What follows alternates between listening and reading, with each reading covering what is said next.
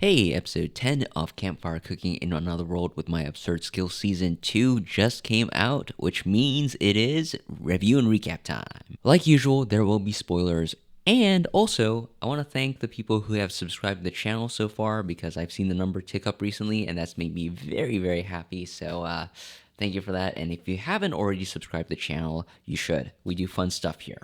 And with that out of the way, let's start with the recap. The episode begins with Makoto and the gang coming to what looks to be a clear, grassy field. Seeing the vast empty space, Makoto deems it to be a perfect space to test the giganticized skill that Sui developed in the previous episode. Happily complying to this little test, Sui proceeds to use the skill to expand itself and becomes so big that even Fel and Dora are left speechless at the sight. Seeing Fel's amazement at Sui's size, Makoto concludes that Sui must really be a unique slime. Something that we all knew about our best boy, but nice confirmation nonetheless. As Fel and Makoto ponder if eating plastic containers from the other world has affected Sui's powers, Sui gets excited from all the praise and starts bouncing up and down in his giganticized state, an action that leads to earthquake-like tremors. Makoto pleads with Sui to calm down and shrink back to its original size, a request that Sui happily obliges to. Having successfully completed their test, Makoto proposes to eating breakfast in this clear field, a proposal that the gang enthusiastically agree to. For breakfast, Makoto prepares a cockatrice 3-color minced chicken bowl, a breakfast that the gang enjoy and obviously end up asking for seconds over. After breakfast, Makoto visits the butchers at the Adventurers Guild in Nahoth with Guildmaster Goron. Taking out the Cyclops that the gang took down in the previous episode, Makoto and Goron request the butcher, Horace, to process it. Being told it would take Horace a day to finish, Goron informs Makoto that the reward for completing the extermination of the evil plants in the Cyclops will be given to him the following day. Before leaving the butcher, Horace encourages Makoto to spend some time checking out the town of Nahoth, which is famous for ceramics and pottery. Having already planned to do this, Makoto asks Goron and Horace if they recommend any particular shops in the area. After being informed by Goron of shops that he regularly utilizes, Makoto and the gang head out to do some sightseeing and exploration of Nahoth. Browsing the offerings of each store, Makoto comes across various ceramics and potteries and ends up purchasing a solid amount.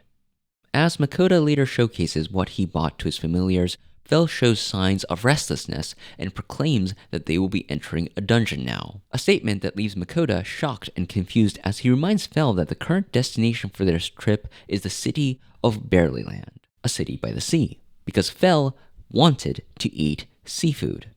Fel responds that he wants to get to a dungeon to stay in shape, and the conversation devolves into a back and forth between Makoto, who wants to stick with the current travel plan, and Fel, who is itching to get in a good workout. After egging on the other familiars to get on Team Dungeon, something that isn't too hard to do with dungeon enthusiasts, Makoto ends up folding to their demands but has the gang settle on taking a quest rather than going into a dungeon. The following day, Makoto visits the Adventurers Guild again with the intention of receiving his reward. Horace informs Makoto that the processing of the Cyclops is done, but the reward may be delayed due to problems at the guild.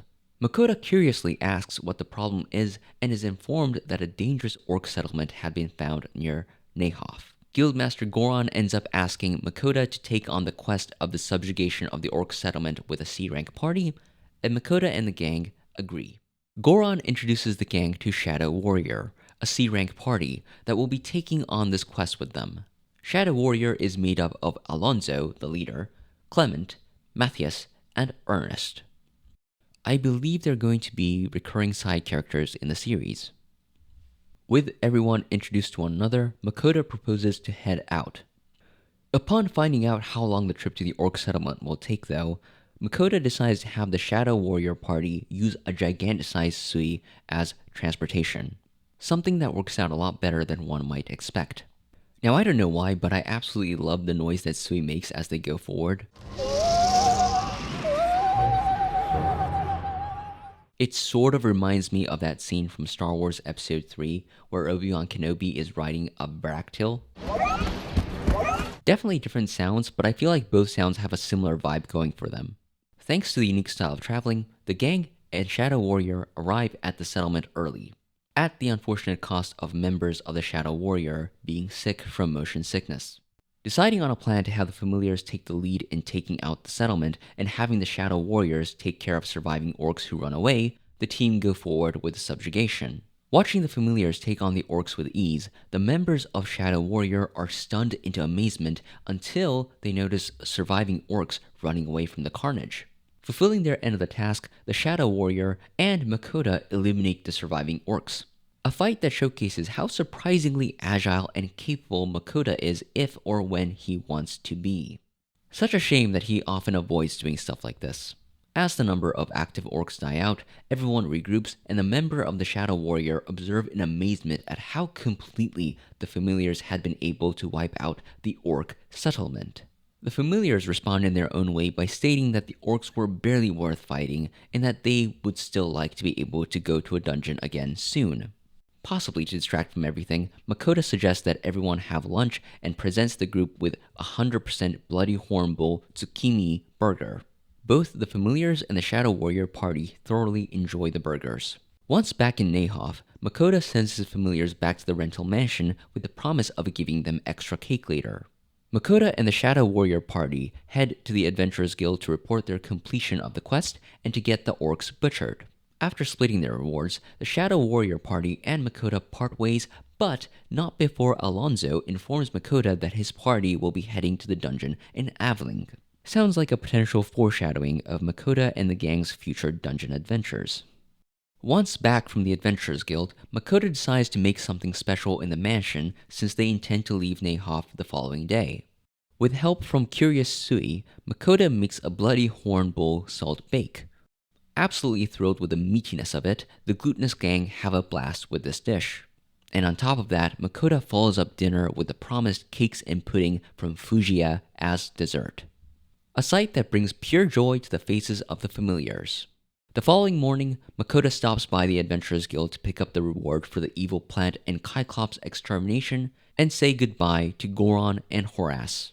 As they leave Nahoth and start heading towards Barleyland, we get a dramatic shot of Makoto riding Fell with Dora flying right beside them. And that is where we leave things off with this episode. So, thoughts? This episode is probably the weakest episode of Season 2, at least so far. It is more of a filler episode than not.